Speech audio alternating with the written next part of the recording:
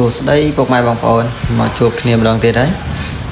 ថ្ងៃនេះខ្ញុំបង្ហាញបងប្អូនពីការថែទាំកណ្ដូបនៅរដូវត្រជាក់ព្រោះឥឡូវដល់ខែធ្លាក់ខ្យល់ហើយធ្លាក់ខ្យល់ត្រជាក់អញ្ចឹងយើងត្រូវធ្វើត្រង់ដូចនេះដើម្បីថែទាំវានេះបងប្អូនមើលជាក់ស្ដែងឃើញត្រង់របស់ខ្ញុំគឺដាក់ស្បៃមុងពីក្នុងរួចហើយយើងដាក់ថង់ប្លាស្ទិកពីក្រៅដើម្បីទប់ខ្យល់ខែត្រជាក់អញ្ចឹងតើយើងដាក់អញ្ចឹងបងប្អូនទៅអាចទប់ទល់បាននេះគឺខាងក្នុងកូនកដោបយើងទៅញាស់ទេដូច្នេះហើយវាត្រូវការថែទាំហើយបើសិនជាបងប្អូនមានពូលកម្ដៅទៀតកាន់តែល្អប៉ុន្តែដោយសារថាខ្ញុំនៅឆ្ងាយមិនបានដាក់ខ្សែភ្លើងមកដល់គឺត្រូវថែទាំវាដោយការបិទបាំងថង់ប្លាស្ទិកដើម្បីរក្សាកម្ដៅហើយនិងទប់ខ្យល់ថង់ប្លាស្ទិកនេះមិនត្រឹមតែទប់ខ្យល់ទេបងប្អូនមានរលឹមមានភ្លៀងអីតិចតួចក៏យើងអាចការពារបានដែរកុំឲ្យកដោបយើងចាញ់អាកាសធាតុខ្សោយងាប់ច្រើនណាបងប្អូនយើងធ្វើឲ្យហ្នឹងទៅហើយមួយទៀតបងប្អូននៅរដូវនេះគឺធ្លាក់ខ្យល់ហើយគឺស្មៅលែងមានដោះហើយអញ្ចឹងកត្តាសំខាន់មួយទៀតក្រៅពីគ្រប់គ្រងធាតុអាកាសគឺយើងត្រូវតែដាំស្មៅបងប្អូននេះគឺជាកន្លែងដាំស្មៅ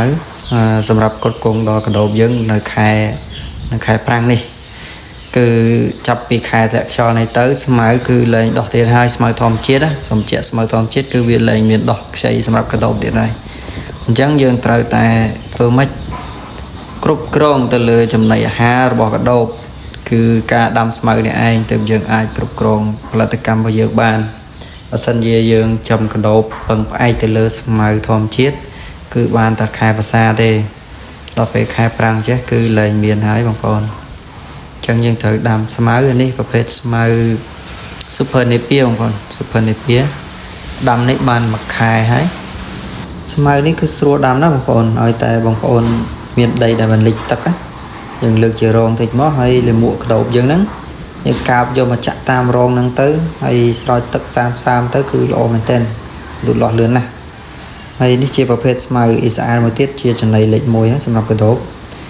វាមានដើមរៀងទាបបន្តិចប៉ុន្តែស្លឹកវាច្រើនបងប្អូនហើយការលូតលាស់គឺល្អកាត់បែកតែម្ដង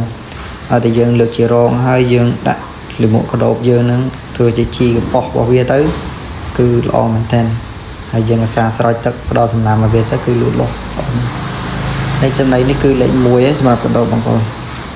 បាទអរគុណបងប្អូនមានតែប៉ុណ្្នឹងទេសម្រាប់ការថែទាំកដោបយើង